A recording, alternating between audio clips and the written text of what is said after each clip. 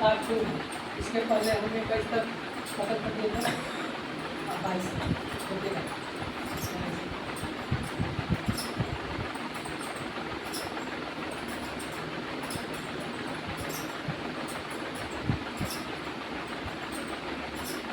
बोल रहा है एन है कोई वस्तु, ठीक हो 25% लाभ पर। एन है कोई वस्तु, मान लीजिए कि कोई वस्तु एक्स है, इस वस्तु को 25% का लाभ पर, 25% का लाभ पूरा हो गया 125। आगे का डी है उसकी सी को 20%, 120 100। फिर उसके बाद में करा कि सी है डी को 10% लाभ पर, 110 घंटा है डी ने इसे 230 करोड़ रुपये है, कोई दिक्कत नहीं है। ठीक, अब इसको हम देखते हैं, निकाला करते हैं। वीडियो से वीडियो खत्म हो गया, 11 हो गया 23, 20 बाद खत्म, फिर उसके बाद 25 से 25 से 100 4 किया 11 खत्म हो गया। फिर उसके बाद 4 के 12 खत्म हो गया। फिर उसके बाद में 5 से 20 25 100, 3 से 10, इसका मतलब कि x बराबर आ गया 200। ये मेरा आंसर। ठीक है, कोई दिक्कत नहीं है, समझ में आ रहा है। आगे आगे देखेगा। ठीक, आगे देखेगा। आगे क्वेश्चन है यहाँ,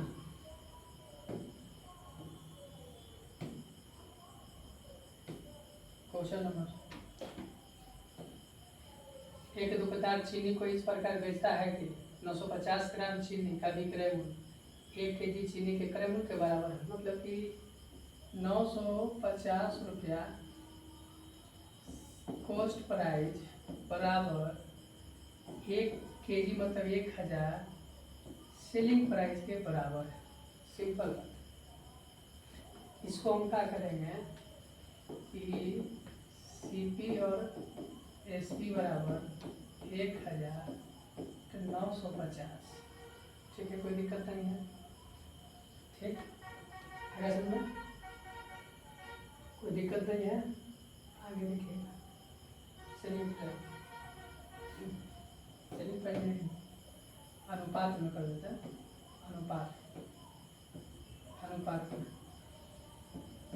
ठीक है, अब कर रहा है, इसको हम यहाँ से यहाँ काटते हैं। 5 से 19 25, 95, 5 से 20 25, 100। इसका मतलब 19 अनुपात 20 क्या गया। ध्यान से दिखेगा, लाभ प्रतिशत बोल रहा है, लाभ प्रतिशत बोल रहा है। इसका मतलब है कि 19 रुपये कोई वस्तु लिया होगा, 20 रुपये में बेचा होगा, तब तो उसे लाभ हुआ है। लाभ कितना हुआ? 1 रुपये। 1 × 100 बटा 19, 100 बटा 19। इसका मतलब 19 25, 95 5 100 300 हो गया। 19 25 95 100। ठीक है, समझ में आ रहा है, कोई दिक्कत नहीं है। आगे देखिएगा। आगे फिर कर यहाँ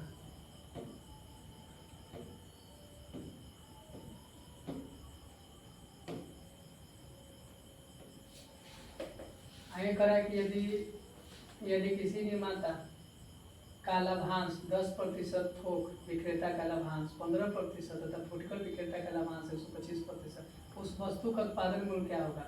उस वस्तु का उत्पादन मूल्य मान लेते हैं 100 रुपये होगा। ठीक, लेते हैं x मूल्य कितना है 110 बटे 100। फिर कितना है 15%, 115 बटे 100। फिर कितना है 25%, 125 बटे 100 बराबर 1265 रुपया। अब इसे काट लेते हैं। 1 0 से 1 0 तक 11 हो गया, कोई दिक्कत नहीं है। लगता है कि 11 से कट सकता है। 11 1 कभी 11 11 कभी 11 11 कभी 55, 11 कभी 55 एकदम सही है।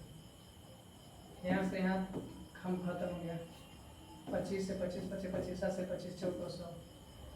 अब उसके बाद में है 5 × 10 इसका मतलब कि x बराबर हो गया 4 दूनी 8, मतलब 800 रुपया। 800 यहाँ पर देखिए, ठीक है, कोई दिक्कत नहीं है। आगे देखिएगा, आगे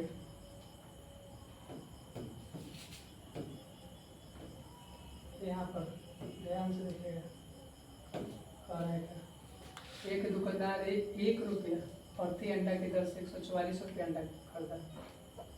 1 रुपये के अंडा से 144 अंडा खरीदा, मतलब कि अंडे का कॉस्ट प्राइस कितना है, 144 रुपये। ठीक, इसमें से कह रहा है कि 20 अंडे टूट जाते हैं। क्या अंडे टूट जाते हैं, 20 अंडे टूट जाते हैं। एक रुपये प्रति अंडा की दर से 144 अंडा, 144 अंडा खरीदा। कितना, 144 अंडा। 144 अंडा में 20 अंडा टूट जाता है, शेष अंडा कितना बच गया।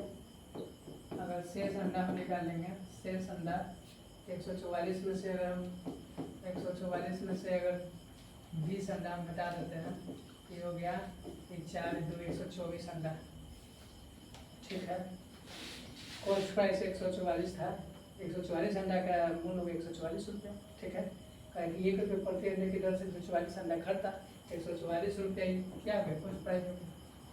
ठीक, अब चित्रा में से कहा होता है कि 20 अंडा इसका टूट जाता है, तो शेष अब 20 अंडा जब टूट गया तो टोटल तो बेचेगा नहीं, अब तो शेष अंडा ना बेचाएगा, 124 अंडा बचा।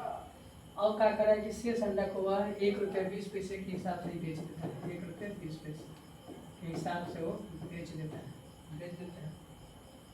अब कितना आता है, तो हम इसको हम गुना करेंगे, 124 है, अगर 124 में अगर गुना करते हैं 12 से, तो 8 4 2 4 2 8 8 4 इतना 1488, मतलब कि 148 आ गया इतना।